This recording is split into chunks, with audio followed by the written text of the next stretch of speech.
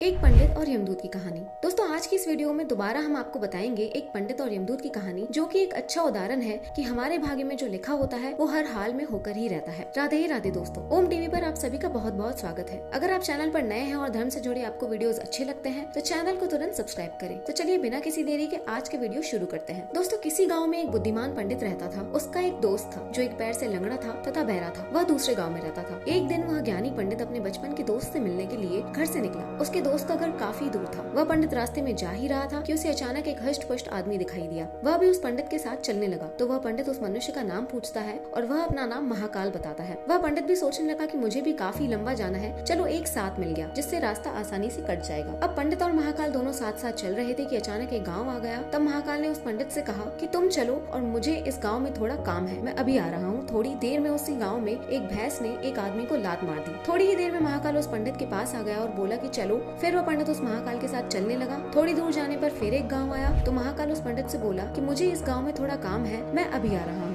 थोड़ी ही देर में उस गांव में आग लग गई। वह पंडित सोचने लगा कि यह आदमी जहाँ जहाँ जाता है वहाँ पर कोई न कोई घटना जरूर घटती है। अतः वह पंडित महाकाल से पूछ लिया कि भाई तुम कौन हो। पंडित की बात सुनकर महाकाल बोला कि मैं यमदूत हूँ, मनुष्य के प्राण हरने वाला। उसके बाद पंडित महाकाल से पूछा कि तुम यमदूत हो तो ये बताओ कि अगली मृत्यु किसकी होने वाली है। तब महाकाल ने कहा कि अगली मृत्यु तुम्हारे उसी मित्र की होने वाली है जिससे तुम मिलने के लिए जा रहे हो। वह पंडित सोचने लगा यदि ऐसी बात है तो मैं अपने मित्र से मिलने नहीं जाऊंगा। महाकाल ने पंडित से कहा कि तुम जो सोच रहे हो ऐसा कुछ भी नहीं होगा, होनी अटल है, इसलिए होकर ही रहेगी। थोड़ी देर में उस पंडित ने देखा कि उसका मित्र उससे मिलने के लिए बड़ी तेजी से चला आ रहा है। जैसे ही उसका मित्र उस पंडित के पास पहुंचता है, हृदयाघात होने के कारण उसकी मृत्यु हो जाती है। इससे उस पंडित को बड़ा पछतावा होता है। वह पंडित उस महाकाल से पूछता है, अच्छा ये बताओ कि मेरी मृत्यु कब और कैसे होगी। तब महाकाल ने कहा कि तुम्हारी मृत्यु ठीक 6 महीने के बाद दूसरे राज्य में फांसी लगाने से होगी। वह पंडित फिर अपने घर गया और सीधे अपने राज्य के राजा के पास गया और पंडित ने राजा से सारी बात बता दी। तब राजा ने राज्यसभा में यह प्रश्न सबके सामने रखा। तब उस राज्यसभा में यह फैसला लिया गया कि यदि ऐसी बात है तो वह पंडित इसी राजमहल में 6 महीने तक रहेगा। राजा ने पंडित के लिए राजमहल में ही व्यवस्था करवा दी। धीरे धीरे समय व्यतीत हो रहा था। उस पंडित को नींद में चलने की बीमारी थी और यह बात उस पंडित को नहीं मालूम थी। जिस दिन उसकी मृत्यु होने वाली थी उसी रात्रि को ही वह पंडित राजमहल से निकलकर दूसरे राज्य के राजमहल में जाकर राजा के शयन कक्ष में राजा और रानी दोनों के बीच में जाकर सो गया। सुबह जब राजा उठा तो उस पंडित को अपने शयन कक्ष में देखकर बहुत क्रोधित हुआ और उस पंडित को फांसी की सजा सुना दी। तब पंडित ने उस राजा को सारी कहानी सुना डाली, जिसको सुनकर वह राजा अपना एक गुप्तचर अपने पड़ोसी राज्य के राजा के पास भेजकर सारी जानकारी ले लेता है। जिसको सुनकर वह राजा अपने फैसले पर बहुत पछता रहा था। लेकिन उस राज्य का एक नियम था कि एक बार राजा जो सजा सुना दे फिर चाहकर भी उसे नहीं बदल सकता। राजा ने एक राजसभा लगाई और इसका उपाय पूछा। तब उस राजसभा में यह फैसला लिया गया कि एक पतले धागे का फंदा बनाकर आप पंडित को पहनाकर अपना वचन पूरा कर लीजिए। फंदा पतला होने के कारण पंडित की मृत्यु भी नहीं होगी और आपके फैसले की लाज भी बच जाएगी। तब एक पतले धागे से फांसी का फंदा बनाया गया और उसके अगले दिन पंडित के गले में डाल दिया गया और फंदे को खींच दिया गया। सभी ने यह सोचा था कि पंडित को कुछ नहीं होगा, लेकिन उस पतले धागे की वजह से उस पंडित का गला कट गया और उसका खून तेजी से निकलने लगा। ज्यादा खून बह जाने की वजह से उस पंडित की मृत्यु हो गई। तो दोस्तों, हमारे भाग्य में जो लिखा होता है वो हर हाल में होकर ही रहता है, उसे बदला नहीं जा सकता है। उस पंडित ने अपनी